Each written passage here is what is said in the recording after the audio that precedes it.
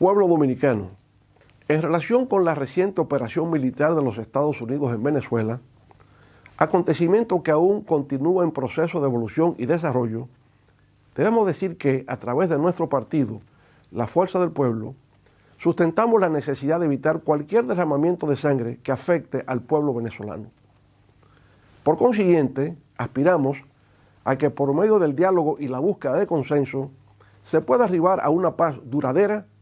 que garantice la convivencia civilizada entre sus ciudadanos, premisa fundamental para el progreso y el bienestar. Estamos conscientes de que el hecho más reciente que ha contribuido al desenlace actual de la crisis venezolana ha sido el cuestionamiento a la legitimidad de las elecciones presidenciales del 28 de julio del 2024, en las que participé como observador electoral. En esa calidad, en la que actuamos con total imparcialidad y neutralidad, consideramos que no se podía proclamar el triunfo del candidato del oficialismo debido a que no se habían presentado las actas de escrutinio. A esa decisión arribamos luego de diversas consultas con los miembros del panel de expertos electorales de las Naciones Unidas, con representantes del Centro Carter y con el ex canciller de Brasil y asesor del presidente Lula Silva para asuntos internacionales, Celso Amorim.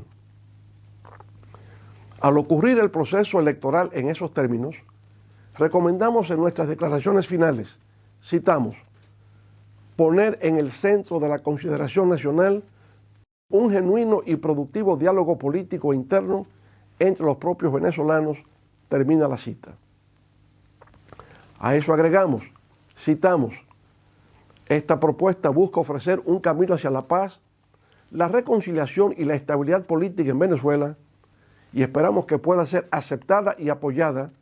como una iniciativa pragmática y eficaz para evitar nuevas confrontaciones que impidan el desarrollo económico y social de la sociedad venezolana, termina la cita. Podemos decir con toda modestia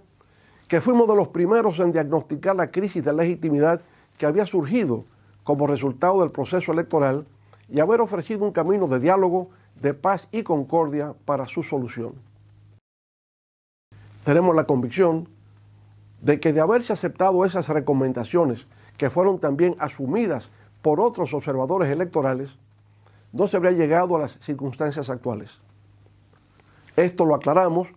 porque mientras desde nuestras filas gubernamentales se acentúa una supuesta defensa de la democracia,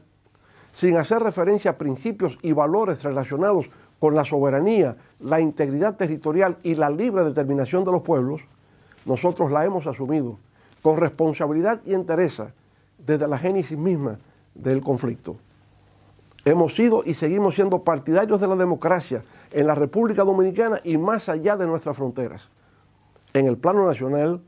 hemos gobernado democráticamente durante 3 periodos de gobierno y nunca, a pesar de las presiones, hemos intentado modificar la Constitución para permanecer en el poder.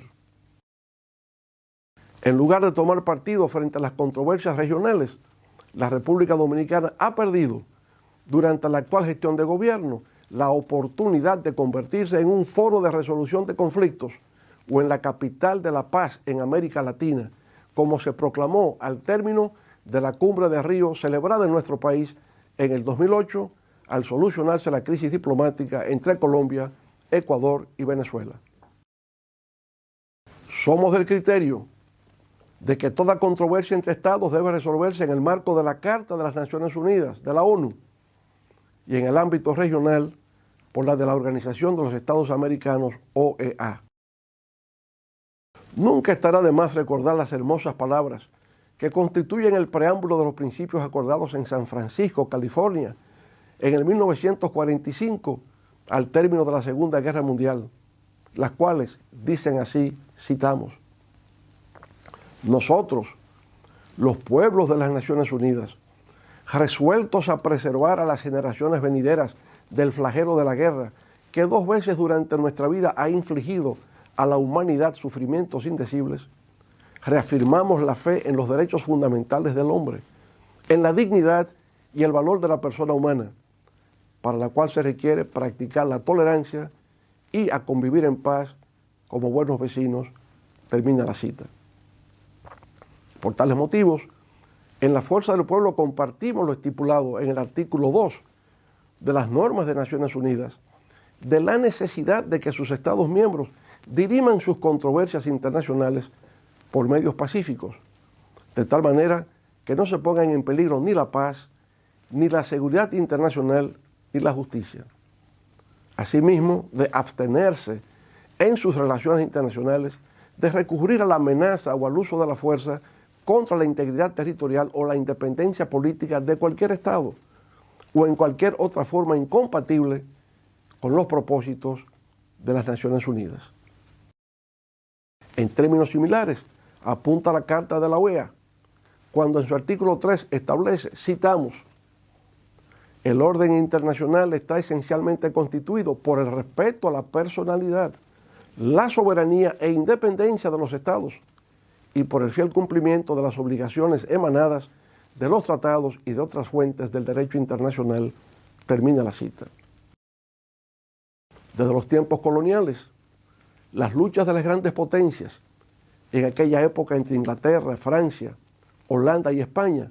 terminaban reflejándose en el destino de los pueblos del Caribe. Esa fue una de las grandes contribuciones a la interpretación de la historia de nuestros pueblos del maestro Juan Bosch, en su libro El Caribe, Frontera Imperial.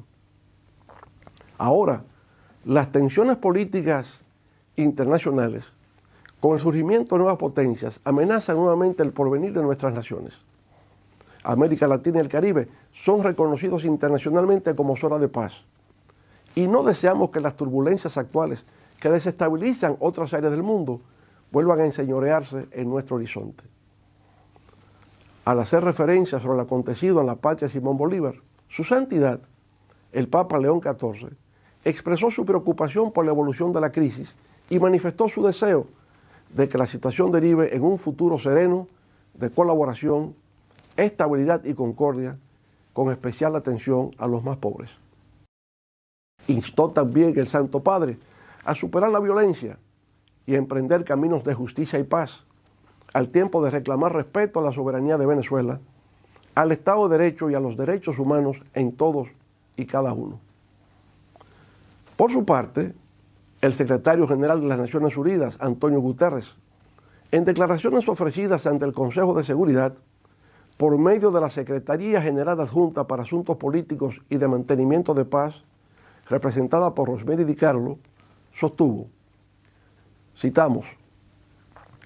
me preocupa profundamente la posible intensificación de la inestabilidad en el país, el impacto potencial en la región y el precedente que pueda sentar sobre cómo se conducen las relaciones entre los estados. A eso agregó, citamos, he subrayado constantemente la necesidad imperativa de que todos respeten plenamente el derecho internacional, incluida la Carta de las Naciones Unidas, que consagra la prohibición de la amenaza o el uso de la fuerza contra la integridad territorial o la independencia política de cualquier Estado, termina la cita. En su comunicado en relación con la situación en Venezuela, el Ministerio de Exteriores del Reino de España, en coordinación con sus socios de la Unión Europea, hizo un llamamiento a la desescalada y a la moderación, y actuar siempre con respeto al derecho internacional y a los principios de la Carta de la ONU. Pero en la misma sesión del Consejo de Seguridad, celebrada el 5 de enero de este año, 2026, varios países de la región expresaron sus puntos de vista en torno a la actualidad venezolana. Brasil, por ejemplo, rechazó categóricamente la intervención armada en Venezuela,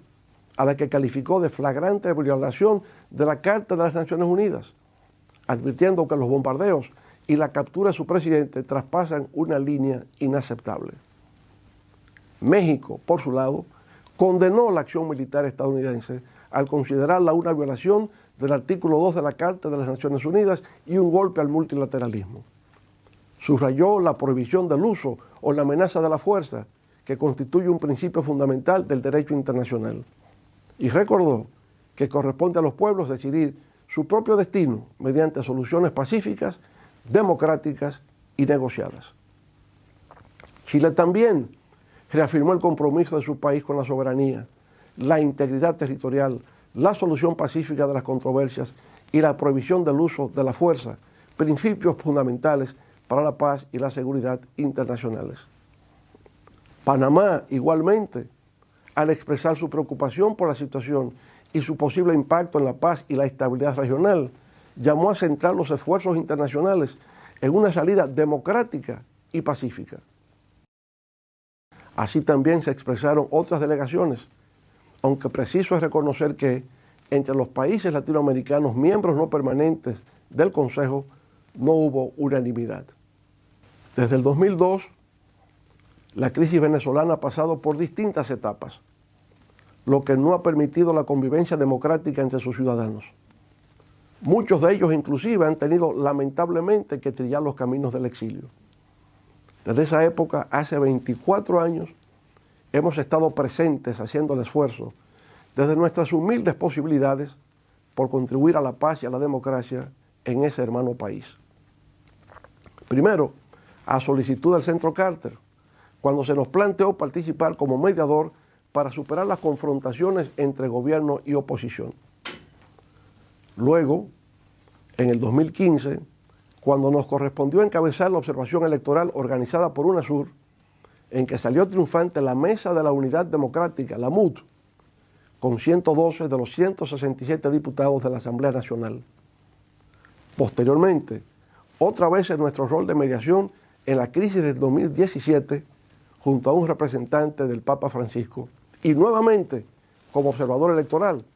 en el certamen del 2024, invitado por el órgano electoral en consenso con la oposición y el oficialismo.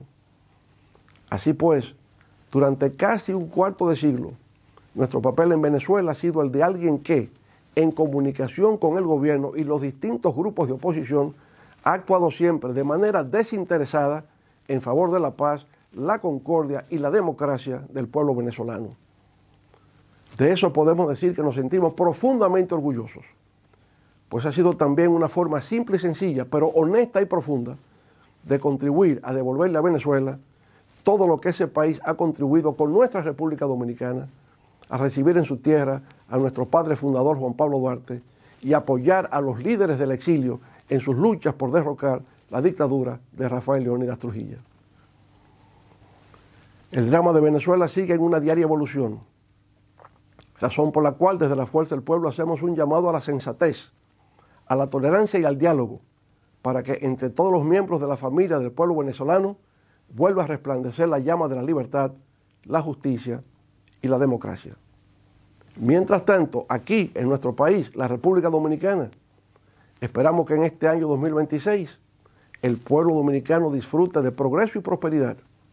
y que el gobierno pueda enfrentar con eficacia, entre otros, los graves problemas del alto costo de la vida, el deterioro de los servicios públicos y la inseguridad ciudadana. Muchas gracias.